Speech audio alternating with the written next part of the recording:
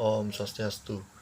Perkenalkan, nama saya Ima Dewi Asa Tijakusuma, nomor absen 20 dari kelas 12 IP 1. Hari ini saya akan menganalisis materi tentang integrasi Timor Timur.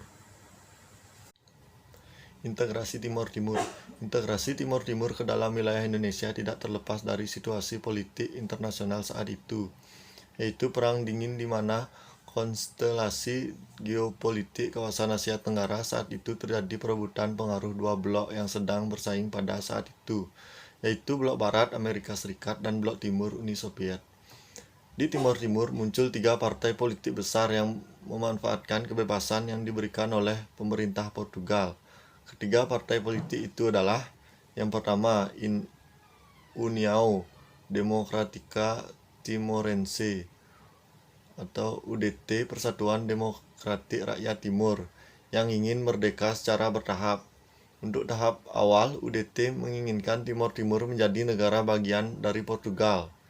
Yang kedua, Frente Volkscentra de Timor-Leste Independent, yang radikal, komunis dan ingin segera merdeka. Dan Asociação Popular Democrática Timorense atau APODETI, Ikatan Demokratik Popular Rakyat Timur, yang ingin bergabung dengan Indonesia. Selain itu, terdapat dua partai kecil, yaitu Kota dan Trabalhista. Pada tanggal 31 Agustus 1974, Ketua Umum APODETI Arnaldo dos Reis Araújo menyatakan partainya menghendaki bergabung dengan Republik Indonesia sebagai provinsi ke-27. Pertimbangan yang diajukan adalah rakyat di kedua wilayah tersebut mempunyai persamaan dan hubungan yang erat, baik secara historis dan etnis maupun geografis. Menurutnya, integrasi akan menjamin stabilitas politik di wilayah tersebut. Pernyataan tokoh APODETI itu mendapat respon yang cukup positif dari para elit politik Indonesia, terutama dari kalangan elit militer yang pada dasarnya memang merasa khawatir jika Timor Timur yang berada di halaman belakang jatuh ke tangan komunis. Meskipun demikian, pemerintah Indonesia tidak serta-merta menerima begitu saja keinginan orang-orang APODETI. Keempat partai itu pada tanggal 30 November 1975 di kota Balibo mengeluarkan pernyataan untuk bergabung dengan pemerintah Republik Indonesia. Pada tanggal 31 Mei 1976, DPR Timor Timur mengeluarkan petisi yang isinya mendesak pemerintah Republik Indonesia agar secepatnya menerima dan mengesahkan bersatunya rakyat dan wilayah Timor Timur ke dalam negara Republik Indonesia. Atas keinginan bergabung rakyat Timor Timur dan pemerintah bantuan yang diajukan, pemerintah Indonesia lalu menetapkan Operasi Seroja pada Desember 1975 yang diam-diam didukung oleh Amerika Serikat, yang tidak ingin pemerintah komunis berdiri di Timor Timur.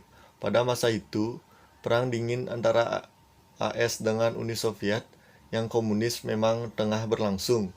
Bersama dengan operasi-operasi keamanan yang dilakukan, pemerintah Indonesia dengan cepat juga menjalankan proses pengesahan Timor Timur ke dalam wilayah Indonesia dengan mengeluarkan UU nomor 7 tahun 1976 tentang pengesahan penyatuan Timor Timur ke dalam Negara Kesatuan Republik Indonesia dan pembentukan daerah tingkat 1 Timor Timur. Pengesahan ini akhirnya diperkuat melalui TAP MPR nomor 5 atau MPR 1978. Timor Timur secara resmi menjadi provinsi ke-27 di wilayah Negara Kesatuan Republik Indonesia. Negara-negara tetangga dan pihak barat termasuk Amerika Serikat dan Australia dengan alasan masing-masing umumnya mendukung tindakan Indonesia. Kekhawatiran dan jatuhnya Timor Timur ke tangan komunis membuat negara-negara barat, khususnya Amerika Serikat dan Australia, secara diam-diam mendukung tindakan Indonesia. Mereka secara de facto dan selanjutnya de jure integrasi Timor Timur ke wilayah Indonesia. Akan tetapi, penguasaan Indonesia terhadap wilayah itu ternyata menimbulkan banyak permasalahan yang berkelanjutan, terutama setelah